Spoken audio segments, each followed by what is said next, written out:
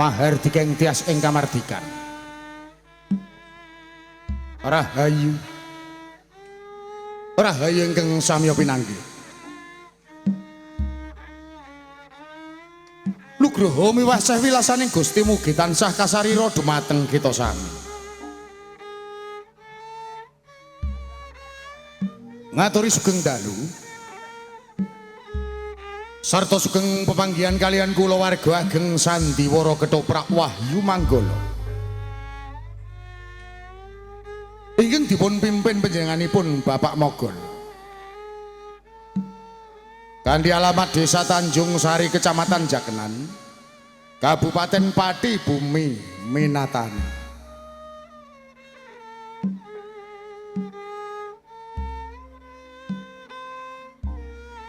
Sasampunipun panjenengan sami kasugata tari gambyong minangka purwakaning pagelaran ing dalu punika.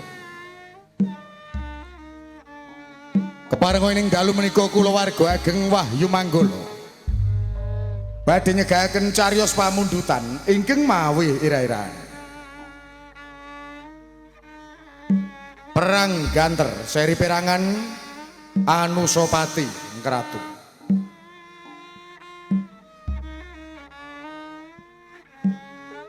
Dalang sarta pendapuk katindakan Roko Mas Anom Suharyanto. Dewan Sutradara dipun tindakan Roko Mas Aji Soko. Asisten Sutradara dipun tindakan Adimas Eko Pranoto. Pangeprak katindakan Bapak Suhardi wondene Pranoto Pakliran dipun tindakaken Adimas Suyono sakonco.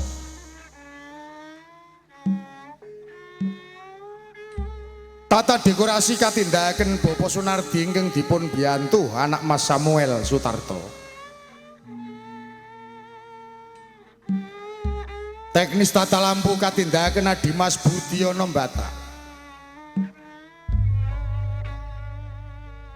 Lighting katindakaken Adimas Ladu Aldiansah. Wondene Pangrengga Busana dipun tindakaken Adimas Agus Wijanarko.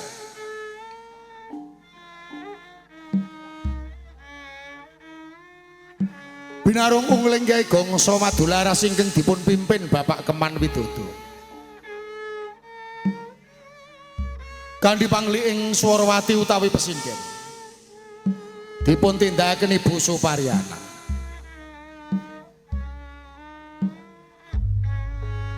Pranoto gending katindakaken Adimas Hadi Prayitno. Wondene Wiraswara dipun tindakaken Bapak Miranda saha Adimas Bagus Edi Mahesa.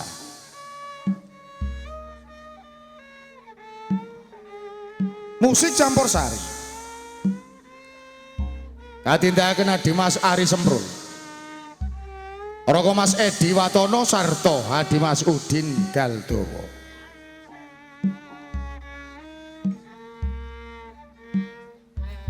Pagelaran Sandiwara Ketoprak Wahyu Manggala dipun sekuyung WM Audio ingkang dipun pangersani Roko Mas Gentong Kawa.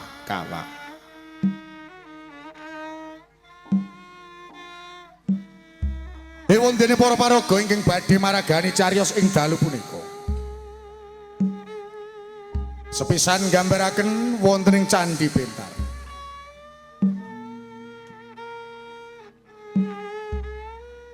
Brahmana Acarya Singamurti ing dalu menika dipun paragani Bapak Begek Ari Warsito.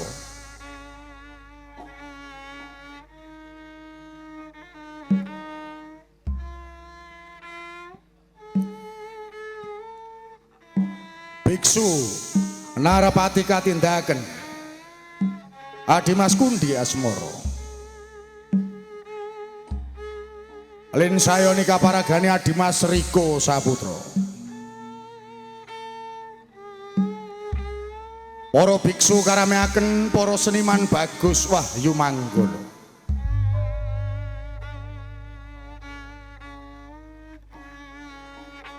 Patih Haragani ing dalu menika katindakaken Adimas Sabar Sugiyanto.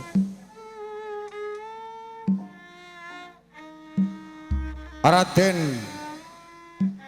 Jayasada katindahaken Raka Mas Dedek Wibisana. Astrawara dipun paragani Adimas Taji Santosa. Salajengipun nggambaraken wonten ing Singasari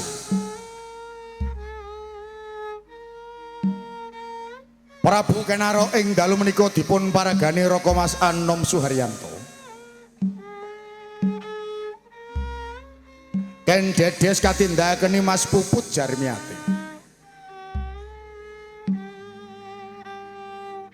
Ken Umang dipun paragani Mas Menik Widyawati.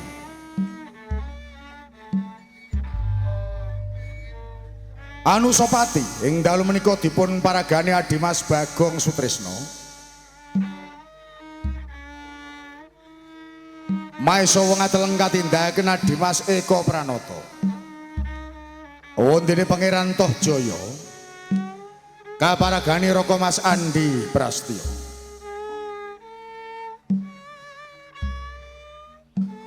Salajengipun nggambaraken wonten ing Keraton Kediri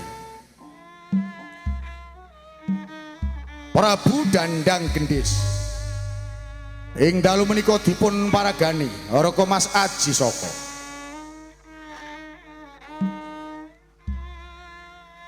Raden Jayasaba katindahaken Adimas Abi Yorojali.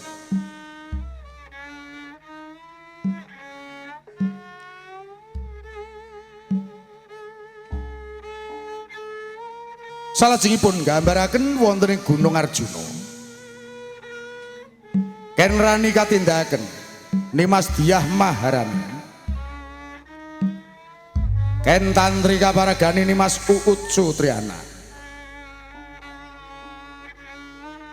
Demang Badel dipun tindakaken Adimas Kipli Santosa.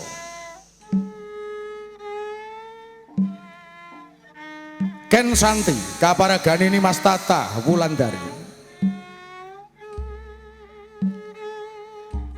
Dayang Sekati katindahaken Nimas Mutiara. Para dayang karemaken para seniwati ayu Wahyu Manggala.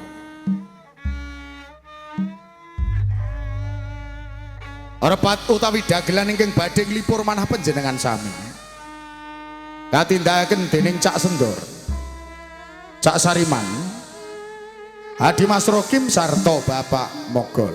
Mban katindahaken Siciu Arum Somplak kabiyantu Sisowak Indah Kalola. Mekaten kala wau para kadang budaya Sutrisno menggah para paraga ingkang badhe maragani cariyos ing dalu punika. Ita sagutrah kula warga ageng Wahyu Manggala namung ngaturi sugeng lenggah sarta sugeng amriksani ngantos titik purnaning pagelaran. Nuwun nuwun.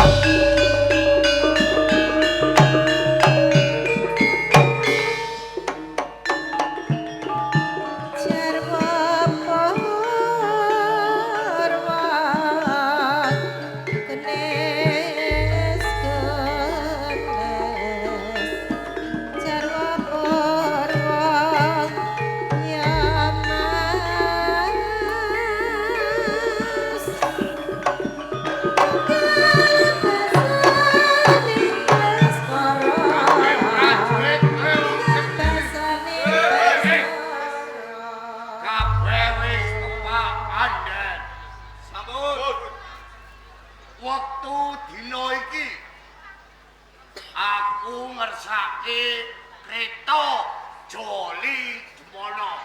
Ngono niku. Kipli Tumenggung Pandampi. Apa wis kok sumedyake? Sedaya sampun sumadya namung nenggo dawuh pangandika panjenengan dalem. Bagus. Mergo aku ngersake Kreta Joli Demana. Peke iki men munggah kediri. Mula saka kuwi kowe kabeh tak aturi ngersake ndereke Gusti Patih Maharani.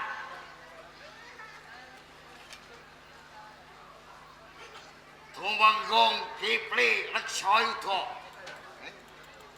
Kowe aja nganti kendhat jejiban sing wis tak samirke pundakmu kiwa dalah tengen. Boten. Lho, kok mboten? Anggenipun panjenengan maringi jejiban teng supados golongan prajurit mandhapipun magangan enggal sak menika sami trengginas trampi. Iku sing wis cumandha pegawean kanggo kowe. Iki kanggo nyumedyake Kreta Joli Demana. Panjenengan mboten ngendika kok. Heeh. Aku pitaya kawan kowe sumedyake. Ora tamtemo. Siaga makarya ngestisan Jata lumaksana magita-gita. Tanjo! Tanjo! Bagus. Ya kaya ngono kuwi sing tajam.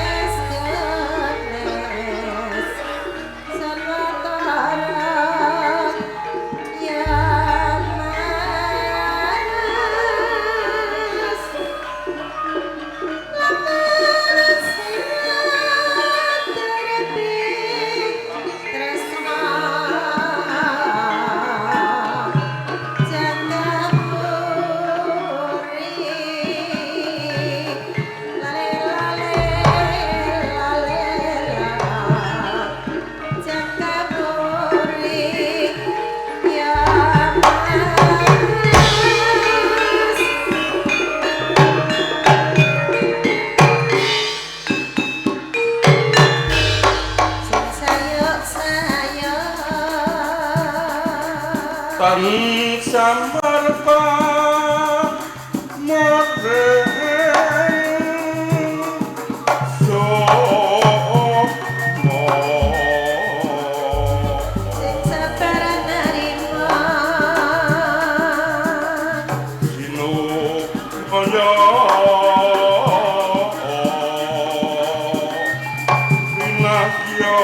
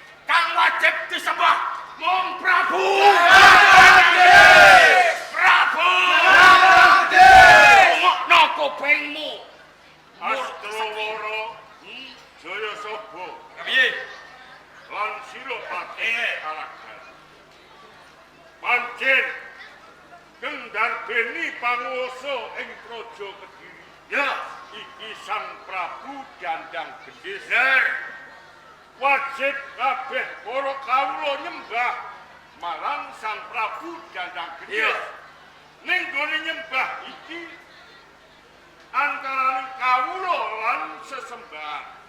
Nanging yen aku supaya ngakoni menawa Sang Prabu Jandang Gendhis kae sawijining dewa sing nyipta jagat sakwisine, aku mau. Aku ora percaya yen to mono kabeh. Kowe nunut urip ana ing wewengkon Kediri. Aku arep takon karo kowe. Kowe mbangun wihara, sapa sing mbangunke? Ora ana liya Sang Prabu Jandang Gendhis. Yen to weteng muluhe sing menit pangan sapa? Ora ana liya Kanjeng Rama Prabu Jandang Gendhis. Nanging keleng apa kowe kon nyembah Sang Prabu Jandang Gendhis? Kowe ora gelem, Brahmana Brahmana. Mergo Sang Prabu Jandang Gendhis kae sawijining manungsa genggasro tumindake. Ora usah dadak pengino lawan Rama Prabu Jandang Gendhis. Prabu Jandang Gendhis kae manungsa lumrah.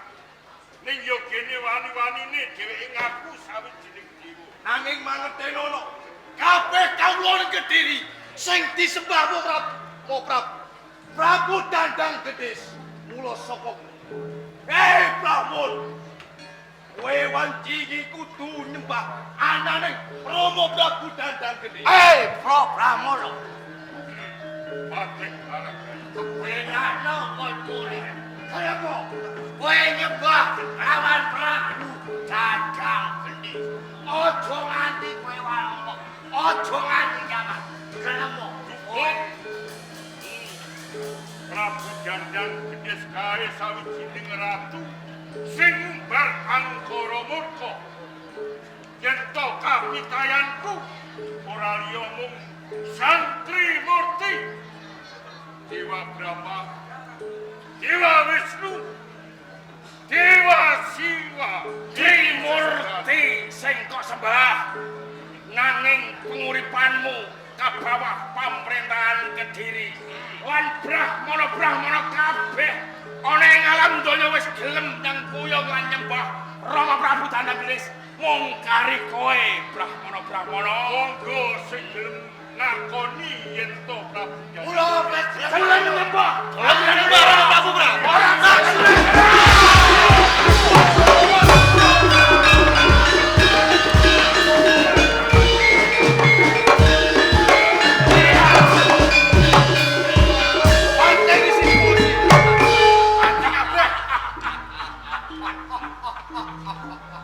Mas Josot. Sapunika sapelangan pro Brahmana sampun pekaring patinani wonten Brahmana ingkang lumayu wonten ing Singosari. ora dadi apa. Mergo ratu anyaran Ken Arok Singosari durung tau kate ketemu Kanjeng Rama Prabu Jandang Gendhis. Ora usah digagas. Balik ke sini. Bagus. Nara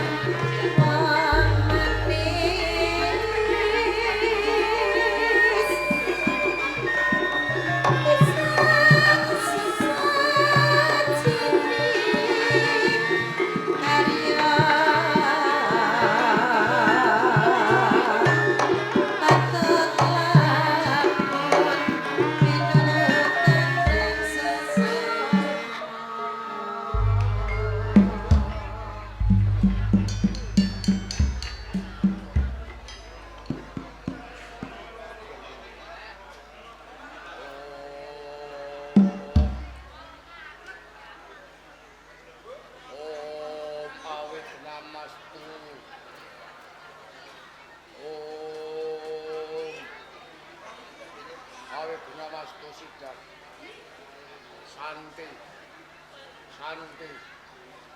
Santi.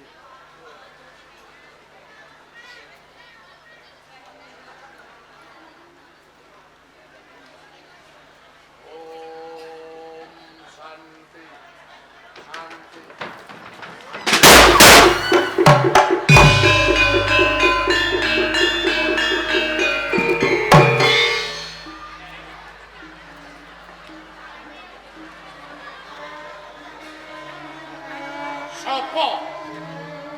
Sopo sing wis wani mecahake bokor isine.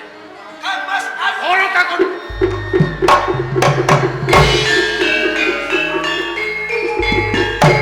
Saya kula awes saking tumindakipun aku ora takon. Sopo sing nggawa bokor iki mau? Boten-boten sanes Pangeran Anusapati sinuwun. Anusapati.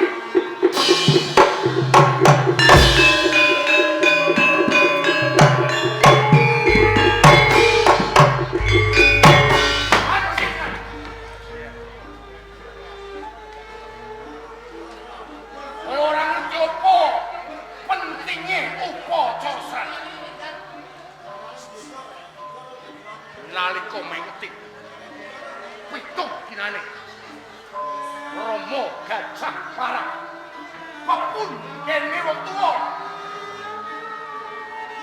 wani-wani kowe nyabarake upacara sraja Anusapati wiwit cilik nganti sakmene dewasa kowe ora tau gawe senenge atine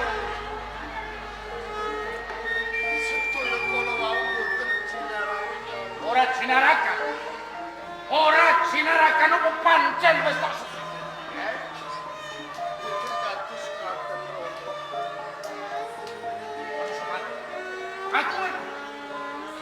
aku ngerti yen to kowe tenan ora tresno lan Rama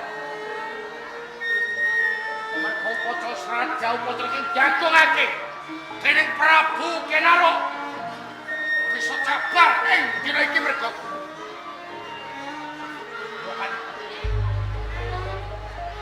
mergo nyabarake upacara sraja ngormati pepundhenku Yarawa Gajah Parang kedua kowe mati saka tangan kowe sinuwun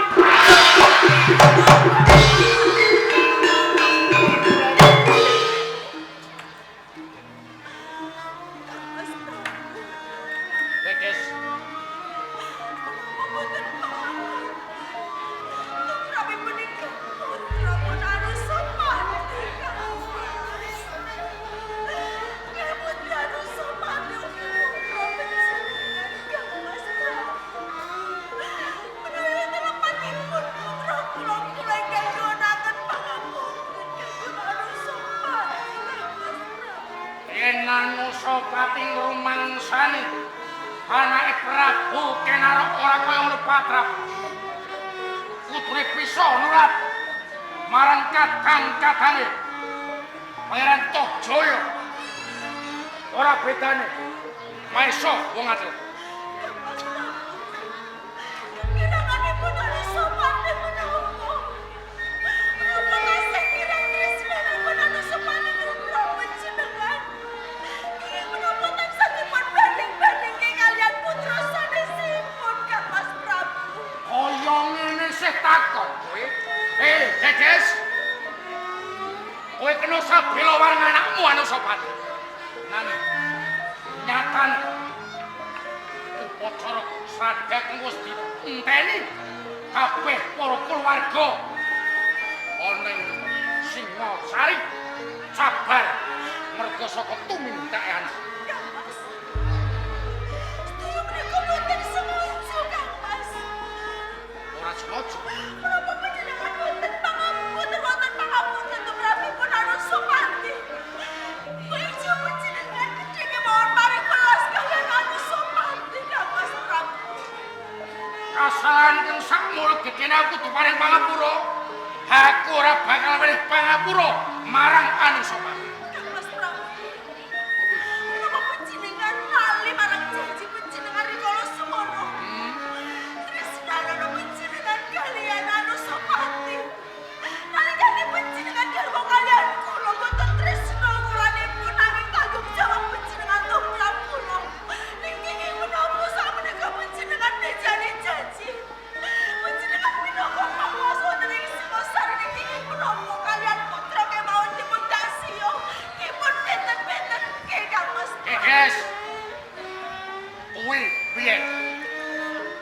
aku mboyongi kowe saka pakuan tumaten mergo aku nyumurupi wentismu king suminar metu cahyane para tandhake kowe wanita Nariswara king bisa nurunake calon ratu ing tanah Jawa nanging kowe biyen arep kaya ngono kowe sisane wong liya tanpa bedane kowe wong wadon ing mapan ing warung pelanyan Tukang, Kang Mas, tukang. Wonten upacara sandang panjenengan Indra dumateng kula. Sinungsa kados pundi kula garwa panjenengan minangka garwa Prameswari wonten ing Singosari. arepmu Panjenengan kirang saya para putra lan kawula Indra dhateng kula. Setun temen kisah kula minangka garwa panjenengan tanpa diajeni, Kang Mas. Kula ngerti.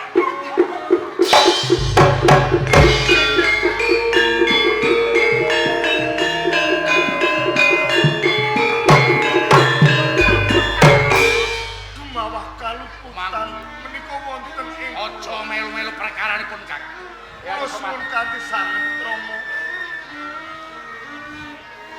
Ibu boten gadah kaluputan. Nanging ing menapa kasempyok marang perkawis kula.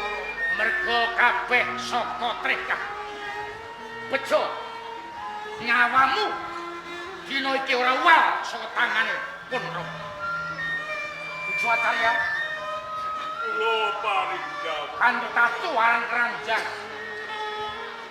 kowe tumeka ana ing praja Singosari ana Kula namung badhe pun pengayoman dhateng panjenengan. arep nyuwun pengayom pasar apa kae Jaran sedaya para brahmana nalika manembah dening sang Dewa Tripodi wonten ing kapitan. Kadadak wonten duginipun Punggawa Praja ing Kediri Patih Aragan Pangeran Jayasabha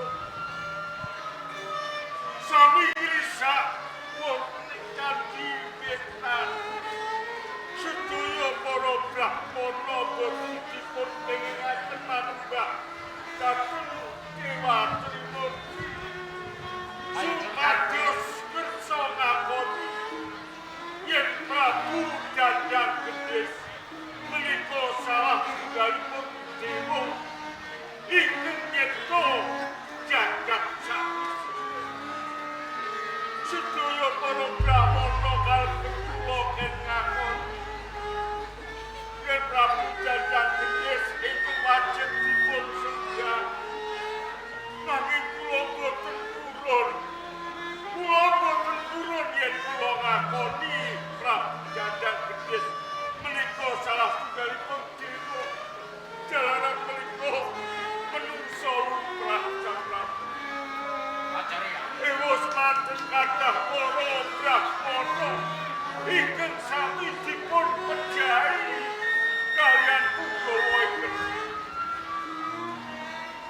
mila saking menika simbol Prabu Denaro mugia panjenengan kersa ngayomi dumateng sedaya para brahmana lan para biksu. yen pancen kuwi pratelane mapan ing Singosari tak ayomi Matur lembah nuwun saged Sinuwun Prabu Denaro. Dene panjenengan kersa ngayomi kula dalah sedaya para brahmana. yen kaya ngono umang Oh, Kang Mas. putusan prajurit utawa dayang ndereki bapa biksu acarya ora pantusot Dosa. Prajurit landanya. Ayo derek iki. Ayo.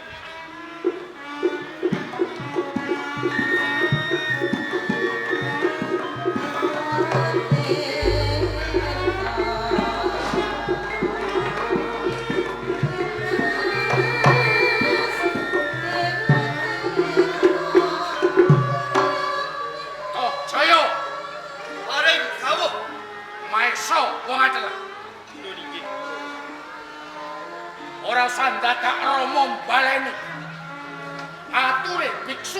Singosari. Pratelane Prabu Dandang Gedesi. Ora gelem kasebut dhewekne calmo tanpa bedane. Kaniku inggih Prabu Kenaro yang bakal ngembari panguasane Prabu Dandang Gedesi. Kani gelar Sri Rangga Rajasa Batara Sang Amurwa.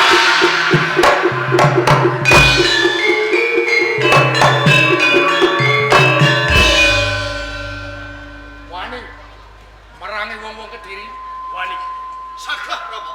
Tojaya sagah minangka Panjawa Tengah. Wis ora telung. Panjawa Kiri. Yes, Pak Kedawuh. Tidak Kepareng matur.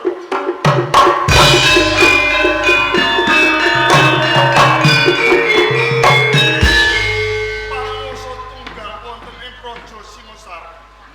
Namung panjenengan landal.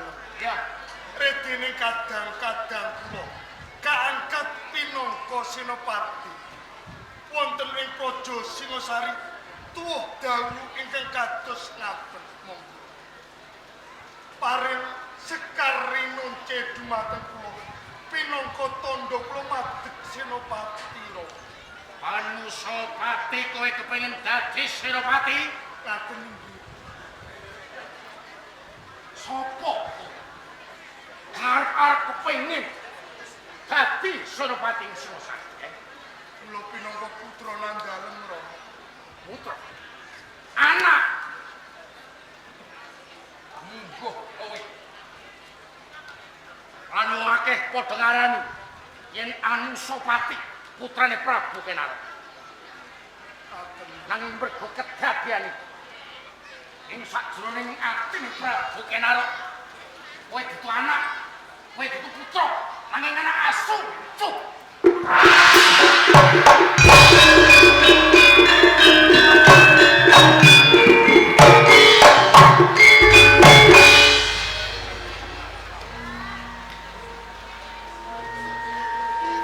Jogine atiku. Krasa lara. Sakwise aku kaprungu pangandikane Rama Prabu Kenaro. Yen to aku kuwi anak asu. Apa werdi? Redene Praja Singosari tuwa dalu. Senajan to aku raga angkat minangka senopati. Kanggo ngatonke dharma bektiku lawan negara lan wong tuwa. Ning kene aku bakal madhep pinangka prajurit.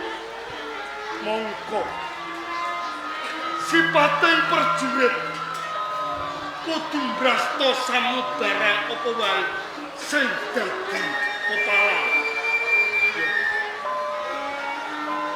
Kanthi gembleng tekating atiku, aku kudu bisa madhangno swasana ana ing Praja Singosari.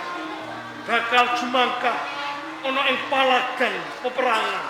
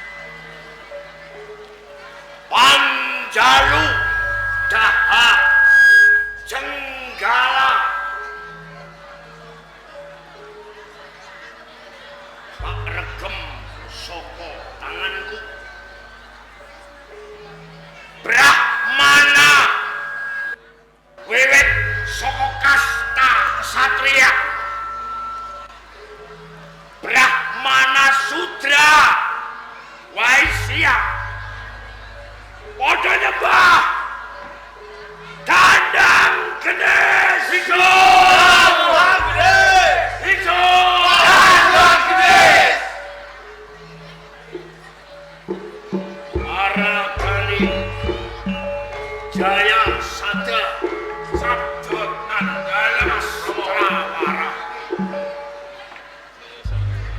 wartane kepiye mangeksi padha dawuh nandalem Rama Prabu Dandang Gendis ingkang supados Brahmana ingkang boten kersa nyembah lamaan nandalem Sang Prabu Dandang Gendis ingkang supadipun tumpes kelor sampun kalampahan Kala wau dumawah kalasan. ya Bilih sedaya Brahmana sok sinten kemawon boten purun nyembah Sang Prabu Dandang Gendis. Kula tityayak kula tumpes kabeh. prajurit kepiye Astrawara Samenika leres aturipun. ya Yen boten nyembah Dandang Gendis, kula pateni kula idak. hidup Gendis aku kepingin wiwit saka ing swarna bumi Jambu Dwipa Tanjung Singguruh Dompo lan Tumasik padha nyembah Brahmana padha nyengguyung yening sangat iki Dandang Gendis Kertajaya dewaning dewa iku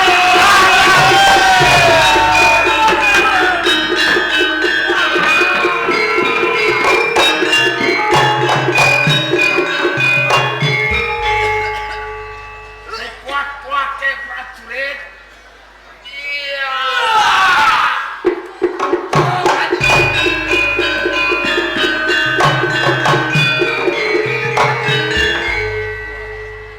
prajurit tatu panah Kanjeng Rama Prabu ana apane wonten panah ingkang kinanten nawala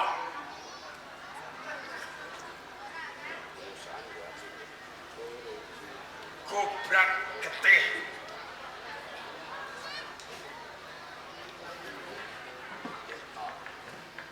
wi ya seponang ento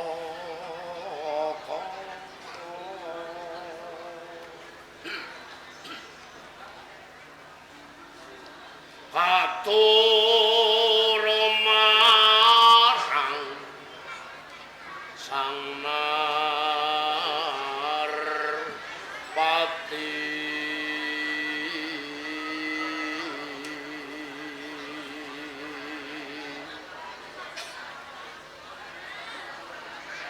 Dandang Gendis wong agung wayang pangalembono Mas dasar turasin ngawirya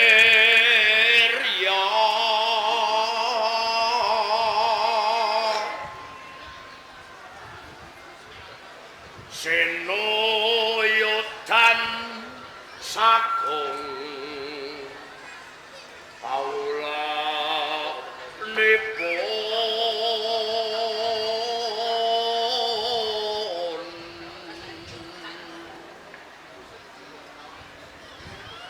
Ratu Hambak para marta pantes lamun den pateni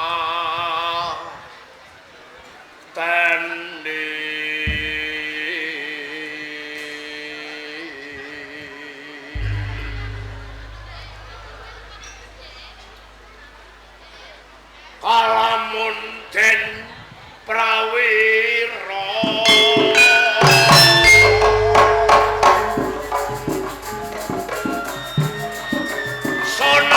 sonentene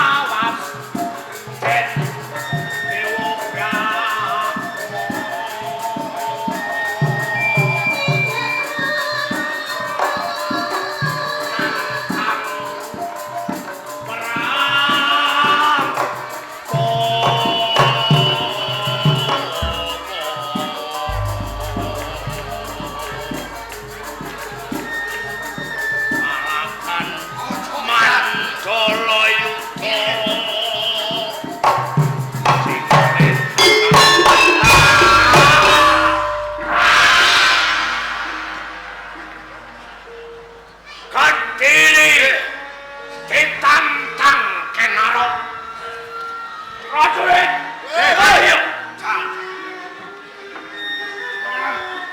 Ratu Anyar Singasari, dewaning jagat lan jaman Dandang Gendis, nyebarake gendera perang.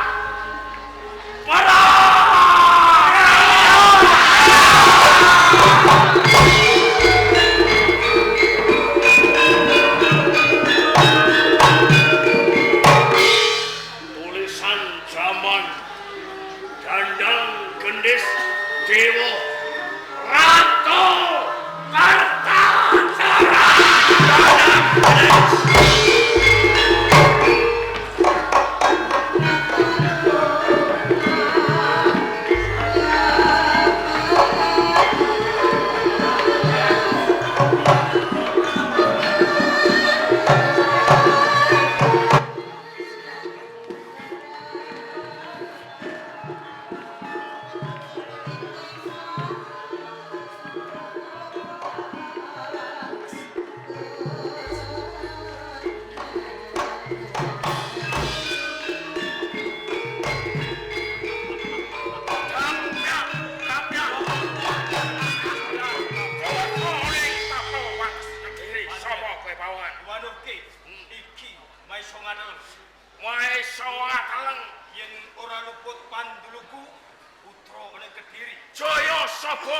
Putra Dandang Gendis. Bagus.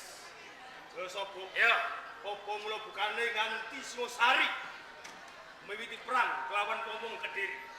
Mergo Dandang Gendis kae kumalungkung wis wani ngaku pinangka dadi Bathara kang mapan Bonemarjono. Keparat murang toto.